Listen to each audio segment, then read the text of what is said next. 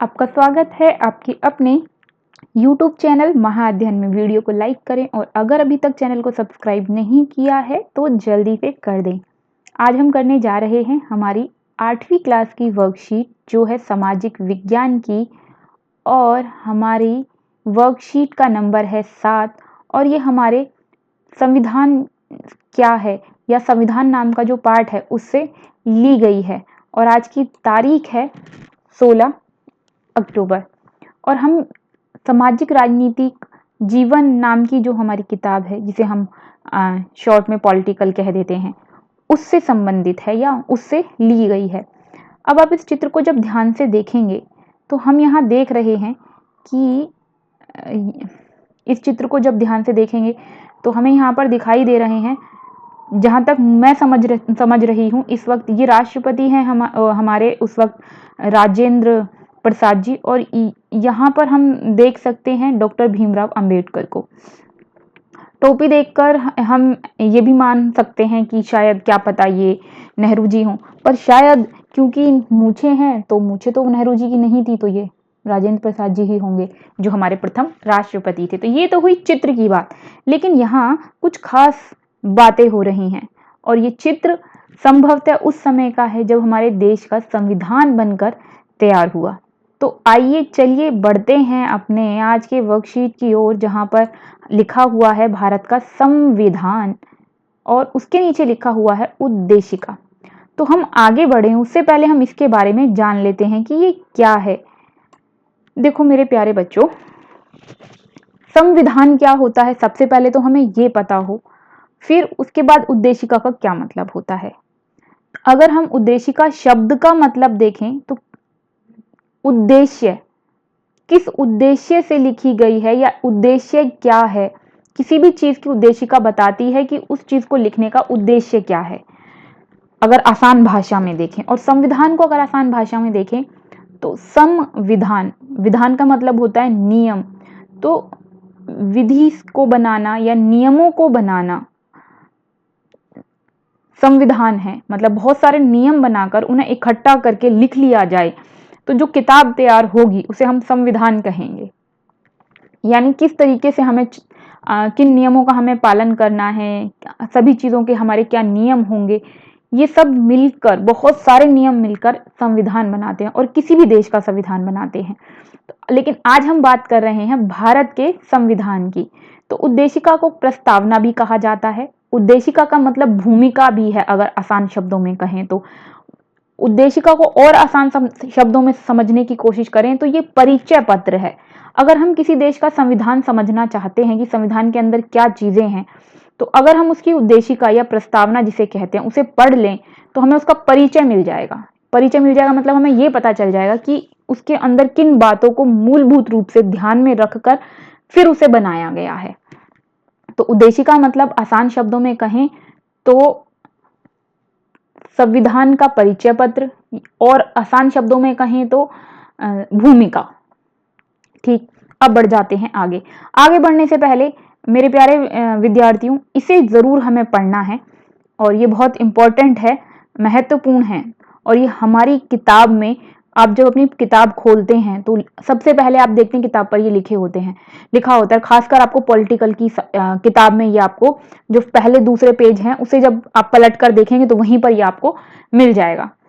तो हम भारत के लोग भारत को एक संपूर्ण प्रभुत्व संपन्न समाजवादी पंथ निरपेक्ष लोकतंत्रात्मक गणराज्य बनाने के लिए उसके समस्त नागरिकों को सामाजिक, आर्थिक, राजनीतिक न्याय, विचार अभिव्यक्ति, विश्वास, धर्म और उपासना की स्वतंत्रता, प्रतिष्ठा और अवसर की समता प्राप्त कराने के लिए उन सब में व्यक्ति की गरिमा और राष्ट्र की एकता और अखंडता सुनिश्चित करने वाली बंधुता बढ़ाने के लिए दृढ़ संकल्प होकर अपनी इस संविधान सभा में आज तारीख 26 नवंबर 1949 को एतद द्वार इस संविधान को अंगीकृत, अधिनियमित और आत्मर्पित करते हैं।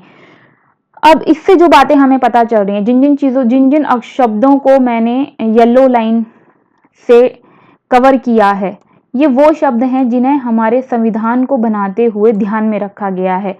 इन सभी चीज़ों को हमारा संविधान अधिक महत्व देता है। लेकिन इस पर हम विचार आगे वाली वर्कशीट में पाठ के साथ साथ करते चलेंगे।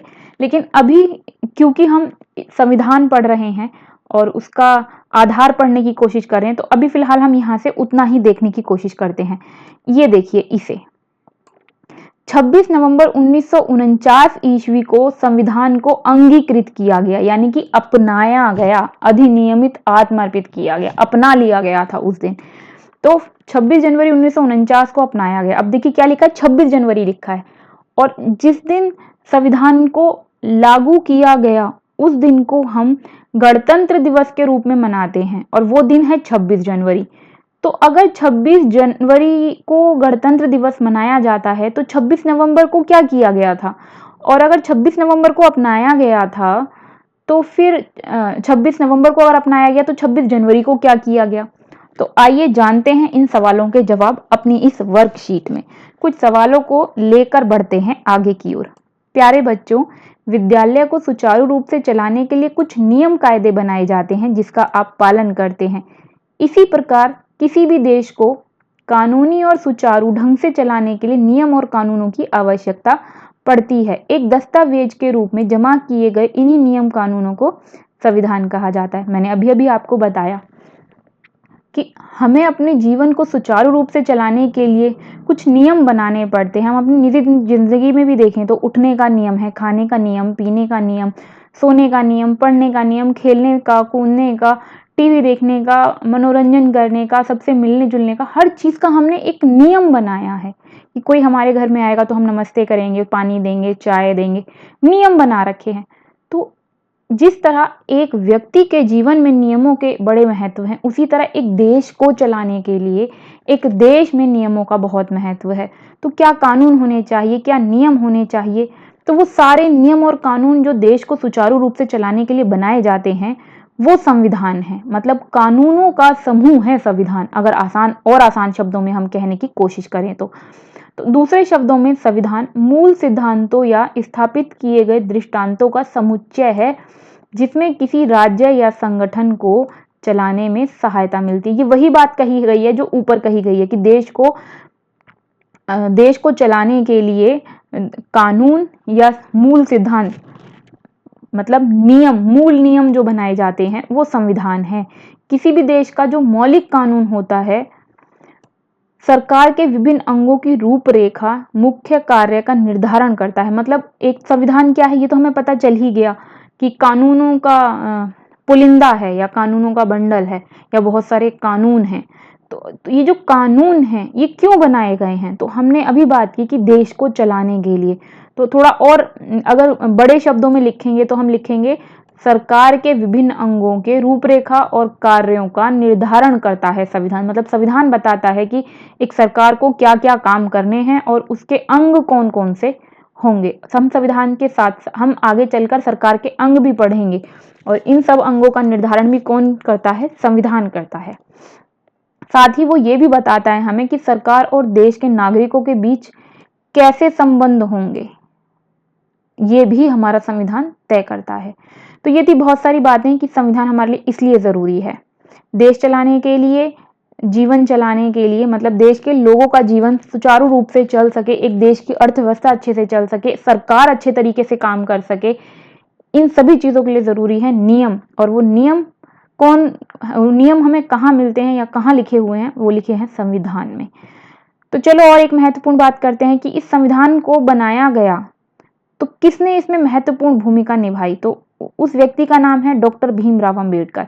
डॉक्टर भीमराव अंबेडकर एक ऐसे व्यक्ति हैं जिन्हें हम संविधान का निर्माता का मतलब होता है निर्माण करने वाला, बनाने वाला। हम डॉक्टर भीमराव अंबेडकर जी को संविधान का बनाने वाला या संविधान के निर्माता के नाम से जानते हैं। वे संविधान मसौदा समिति के अध्यक्ष थे। मतलब जो भी एक समिति बनाई गई कि आप संविधान तय करें, संविधान बनाएंगे, वो उसके अध्यक्ष थे उस कमेटी के, और समिति के अध्यक्ष थे। कमेटी या समिति एक ही बात है। संविधान का फाइनल ड्राफ्ट तैयार करने में 2 साल 11 महीने 18 दिन का समय लगा। सोचो भारत का संविधान बनाने में कितना लंबा वक्त लगा होगा। अगर हम आसान शब्दों में कहें तो केवल 12 दिन कम 3 साल लग गए। सिर्फ 12 दिन बचे थे, 12 दिन और हो जाते या 2 हफ्ते और निकल जाते तो 3 साल हो जाते। तो 2 साल 11 महीने 18 दिन का समय लगा।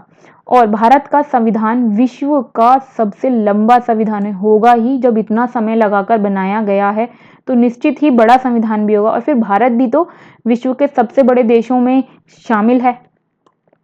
26 नवंबर 1949 को भारत के संविधान को अपनाया गया, जिसे 26 जनवरी 1950 को लागू किया गया। देखा, आ गई ना आपके काम की बात।